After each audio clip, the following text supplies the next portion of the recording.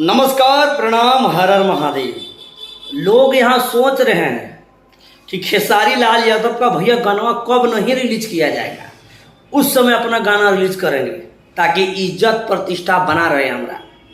लेकिन खेसारी लाल यादव का भैया लगातार आ रहा गाना, कलो गाना आने वाला था भैया, सॉरी आज गाना आने वाला था, लेकिन देखा आज खेसारी लाल यादव का गाना पीछे हट जाओ, और कल भी खेसारी लाल यादव का गाना आ रहा है भैया।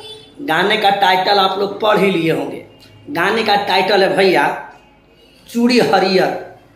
खेसारी लाल यादव के साथ में भैया प्रियंका सिंह ने इस गाने को गाया है, और एकदम नई कंपनी है भैया, SFC म्यूजिक। जी हाँ, इस गाने का ऑफिशियल पोस्टर हमारे स्क्रीन पे देख लीजिए। इस गाने को भैया गोलू यादव लिखे हैं और आर्या शर्मा का भैया म्यूजिक है। तो आप लोग कल सुबह तैयार रहिए गर्दा उड़ाने के लिए। लगातार जिस तरह खेसारी लाल यादव के गाने को प्यार दे रहे हैं उस तरह प्यार देते रहिए।